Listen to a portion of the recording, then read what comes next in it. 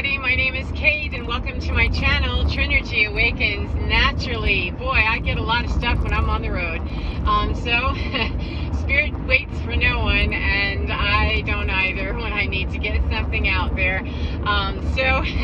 Hopefully you can hear me without any difficulty, and maybe you'll get to see some of this changing beautiful sky here in the Rocky Mountains, the front range of the Rocky Mountains. I'm not sure how much you'll be able to see, but hey, enjoy the view. But what's most important is that I recently made a video discussing the hierarchy of spirituality as I understand it, as it's been given to me, and as it works for many other people. And the continuing ongoing question of that is, because not everyone will respond to the same structure, and they don't need to, they don't answer to it necessarily.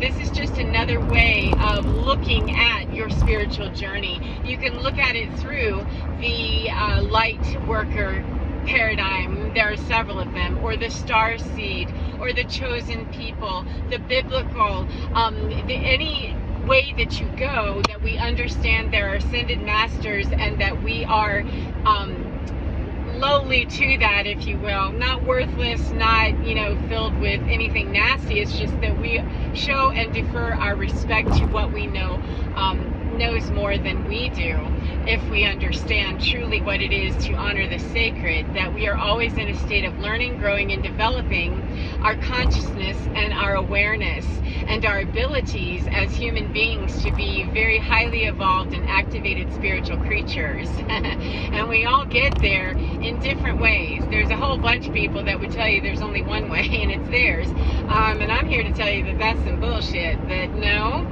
because right there, somebody would have just told me that I wasn't in the kingdom of heaven because I said a nasty word. I'm here to tell you that spirituality is your journey. You get to choose it, and part of the biggest chunk of understanding in this evolutionary time of human beingness is that your spiritual sovereignty is yours. And that's the fastest route that you can get to clear your karma, to clear the pain that you're in, if you're in pain, whether it be emotional, financial, spiritual, whatever it is. The quickest way that we can clear all of that stuff is to get really, really, really super dedicated to our particular structure of what we understand, regardless of how we were raised or regardless with what used to work. If we're feeling a sense of something isn't working, our soul is calling us to look for something more, look for some more information, because we're unfolding, and let's go here. It's a very organic and dynamic process for most people. Once they understand that I can pick up information anywhere, I can pick up what I need to of the sacred anywhere, because we're swimming in sacred soup. It's just that it's less sacred looking in those fetid, nasty, dirty areas. It's not very sacred looking. However, it's all here on earth. Earth is a sacred playground, and it's all sacred. If God created it all, then it's all godly, and there's no part of God that I'm going to dare to say is bad. It's how I, as a human being, and my spiritual beingness, how am I coping with what I'm experiencing of the earth and of my experience. I'm not telling you some crappy story about how we're going to get jiggy and celebrate parties where we've been abused and all of that other stuff.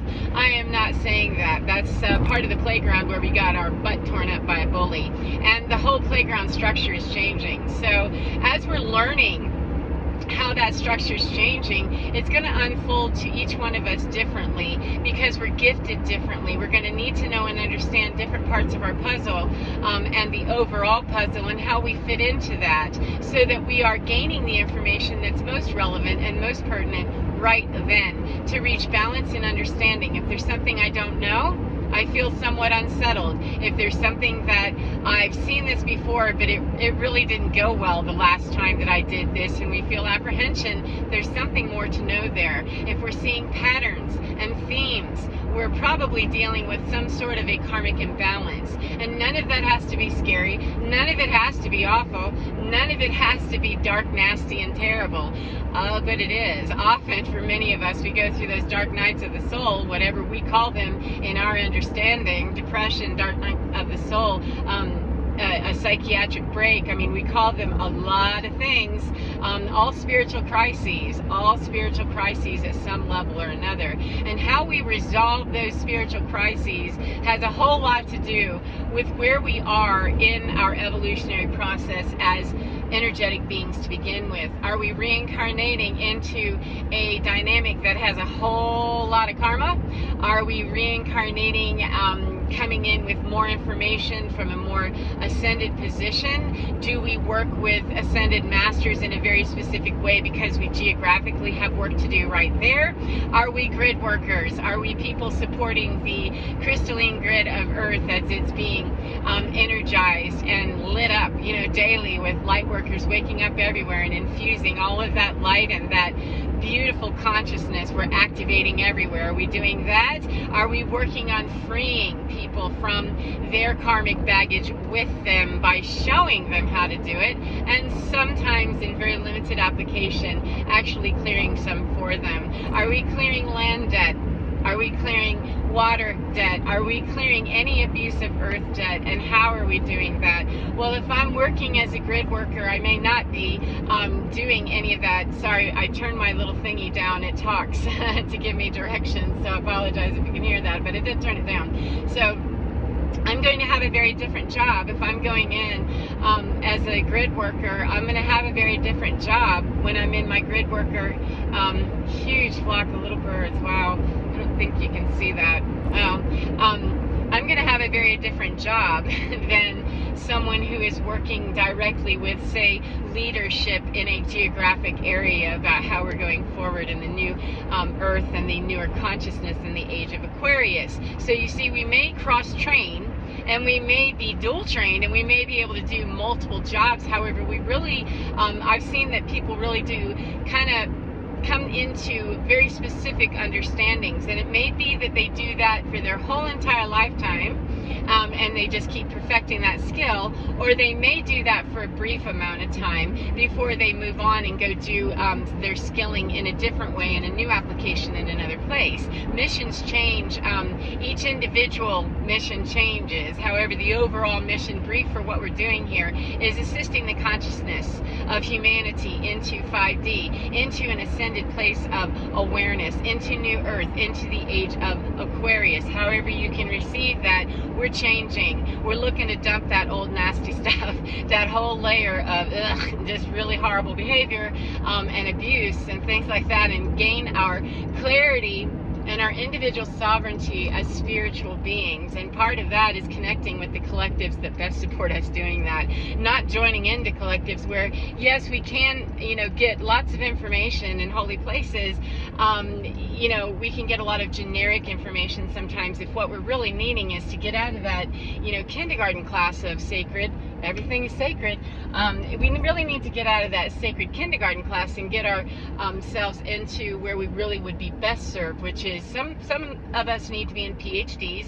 Go get your PhD over there. That's where you're really best served, and stop hanging out in that terrible closet over there perfecting those skills.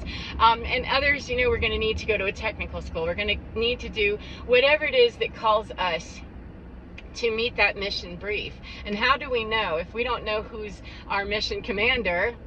If we don't know who we answer to. I personally, I answer to a lot of different stuff because I kind of do a lot of different jobs temporarily, and that's just really, all that needs to be said about that at the moment. But I know that I answer to a very specific hierarchy to begin with, and then there's other beings and groups that I work with as well, and that's laid out for me. Some of it returns. There are certain elements that come back routinely when I'm in certain places. There are certain elemental elements that come back, and we do very specific work, and it's geared towards very specific stuff that I spend a lot of time on. And then other times I'm working with groups that come in for just that amount of time, and then they're gone, and I don't really need to interview that or do anything except really honor the fact that I can feel that shift in the energy of, Wow, they're sacred right here. It's all sacred. It's a matter, though, of the reverence of understanding that there are light beings and light presence here that is far more elevated and conscious and aware of that divinity than me, as my conscious human being is right at this moment. And I'm gonna bow down and be very humble in saying thank you so much to those collectives that come in and are helping me, because it's helping to purge Earth. Thank you.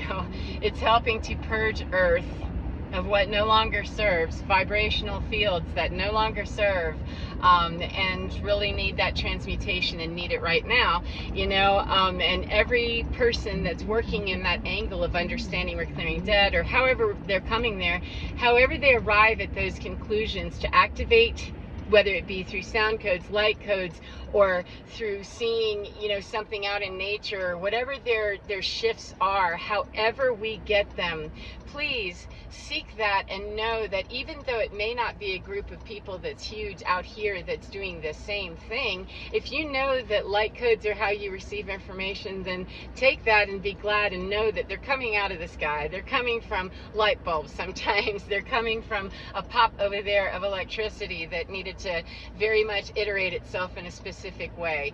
Go ahead and pick up that it looks a little spooky and kooky and a little bit out there, 1111, a lot, and that you'll have a whole bunch of people tell you how crazy you are and how stupid it sounds. And okay, by old standards, that is true. However, in a world where that's where you're living, operating, and doing your job, then it's very important to respect the fact that that is what that is, and move forward, gaining clarity and information as you know you are directed to do.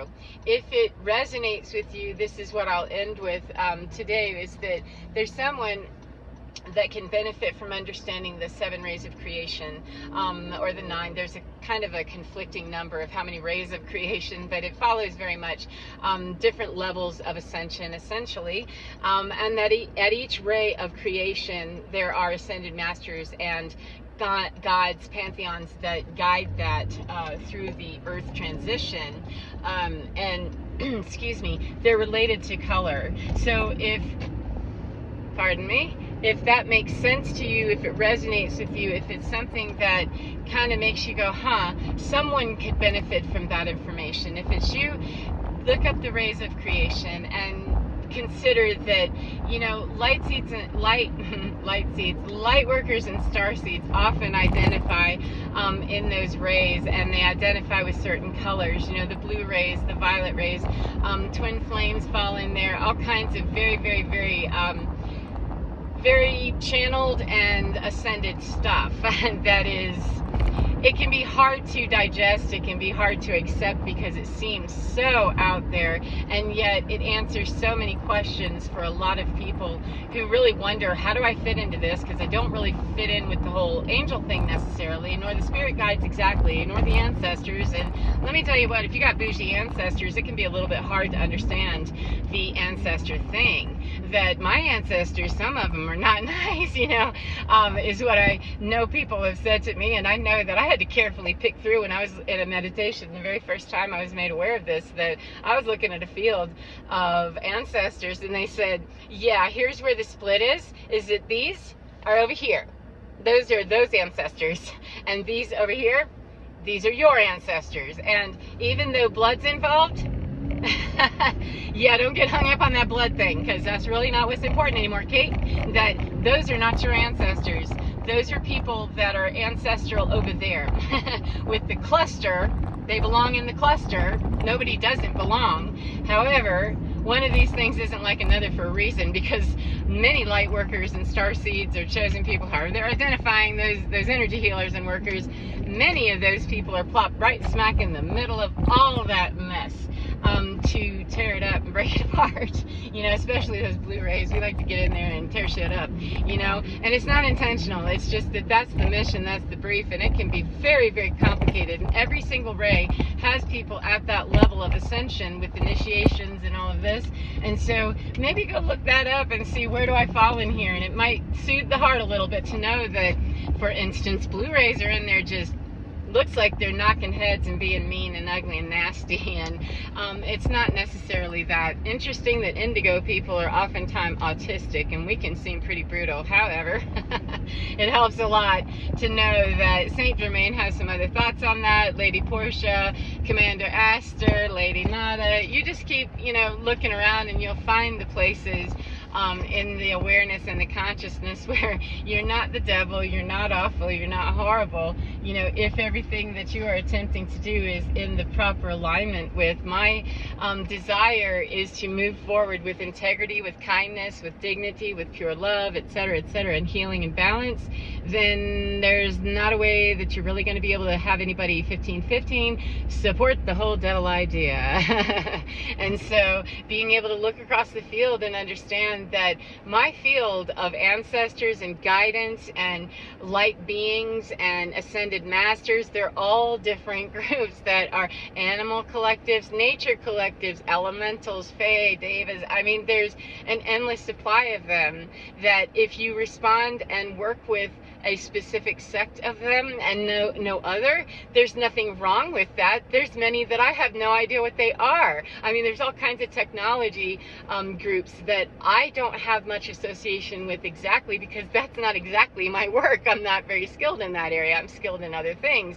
And so it behooves me to really go not where I'm interested always necessarily, but where I'm guided. And when I'm guided there, I become very interested, super duper interested. I was way interested in knowing that as an indigo and as a light worker, as a person here working in that ethic, that I'm really not here just being cruel and unkind. And it can be so confusing and quite depressing if we don't understand that. And so it helped me considerably to let go of the idea that I must follow an ascension protocol that somebody laid out. It has to be this way. Initiation dates have to be here. If I wasn't consciously aware of the harmonic convergence, then I must not have known about it, and I couldn't have possibly hopped in.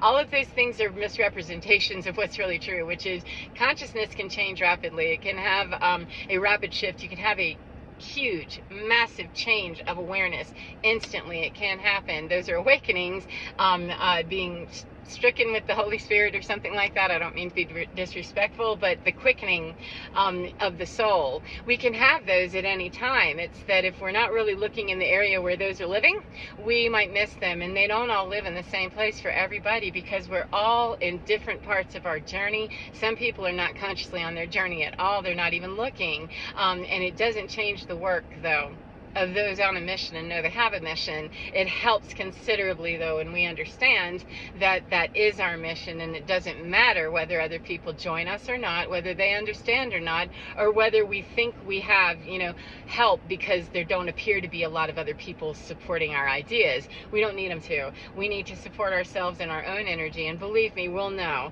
If we ask with that honest, earnest, open vulnerability of saying, please order my steps, Spirit and ascended realms, please order my steps and show me, guide me, direct me. I am working in the intention of bringing healing and loving light to every situation where I am. How do I do that?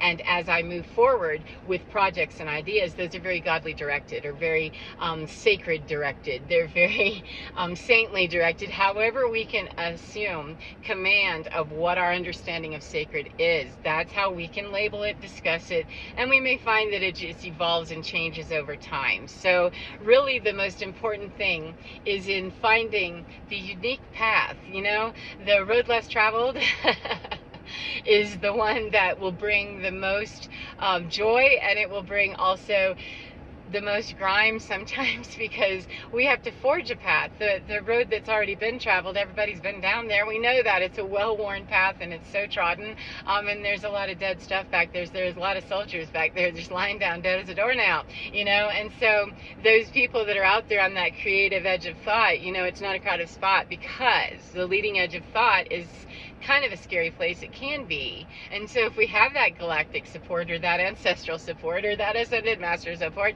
we have the sacred support, and we don't care that it's labeled anything in particular, we just know we have it, then, you know, I baggy it all up a lot and just say, God, divinity, you know, because I understand that there's there's a whole lot of different components working here. This is a mass rescue effort. It's a huge MCI, multi-casualty incident, and we got a lot of agencies and a lot of bureaus and a lot of districts and a whole lot of stuff going on of ascended mastery. Now, with that comes some lesser evolved realms that also So the tighter it is to Earth and the Earth experience, the less evolved it is, and the more difficult it becomes sometimes to manage those when they have bodies and when they do not. So, you know, we can't have skinless that's not evolved. Just because somebody's an ancestor does not mean that they are evolved to the highest place that I want to be looking for my answer. And I always want to be looking above anything that's got a lower answer. Excuse me, I want the lieutenant. Yeah, I want the lieutenant out of the way. I want that. If the general's available to discuss things with me, I'm going to go straight to the general. I'm sorry, Lieutenant, I want to skip you. You know, if it's a matter that got to see the general or the lieutenant first because that's the gatekeeper, then I'm stopped there to, hey, we have some stuff, 2020 just passed, we have some stuff to talk about right here. However, that's all organically growing in the moment, and the more I practice really listening and taking all of that in, it becomes more and more visibly aware to me that I can see that overlay of the energies, and I can feel that and perceive that, and all of my empath skills and clairvoyance and all of those things, all my psychic stuff. The channeling abilities are about channeling all of those changes, all of those upgrades, and doing it in a way that doesn't blow our system, blow our mind, or cause us to hook left because it scares us, and then we turn into something very violent and angry because we're so terrified. You know, those cracks in psyche can be quite dangerous. So there's nothing that has to be scary about it. It is scary sometimes. There's nothing that has to be scary about it. It's a matter of building those steps, taking those steps that build the faith to trust that I am a sovereign, energetic being enough to know that what I'm hearing feels intrinsically good to me, then that's where I need to be. And it really doesn't have to matter what I call it. I get all kinds of crazy names sometimes for trees, particularly. I think it's a joke they like to play on me.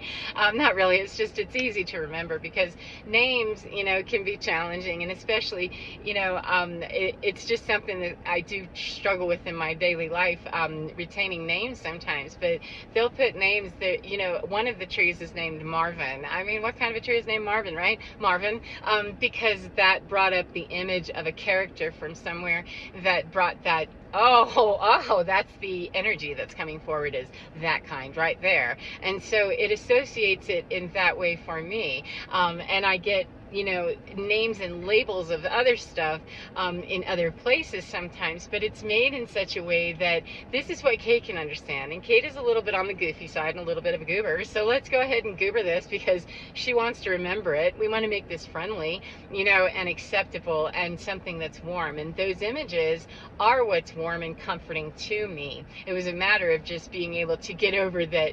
Is sacred also so ridiculous as to call a tree Marvin? And that one's named Stella. And sacred, of course, is ridiculous because everything falls into the realm of sacred if we're here, right? And experiencing it. And it's not ridiculous. I mean, what does ridiculous mean? Ridiculous is a human standard that we created what ridiculous is by our standard. And, you know, light beings, okay, they just use the words that will get our attention and get us right there. Of, hey, can you consider this outside the box enough to beep, upgrade there? Cool. Then Marvin just gave you a message.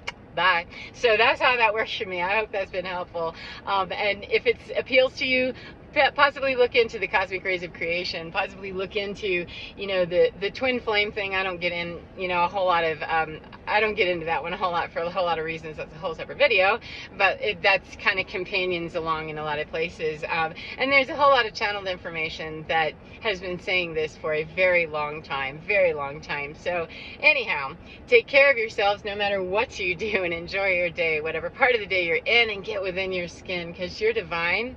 Oh, it is so fine, and it is talking to you all of the time. You are divine, and even more divine continues to inform the line if you would like it to. You just have to open up that portal of entry, that willingness, and it comes. However, it won't come in one big giant flood and you're just suddenly beep, ascended. It does take some work. Freedom ain't free. So welcome to your sovereignty. I wish you well. Take care of yourselves, as I said, and get within your skin. You're divine. So fine. Take care. I will see you again next time.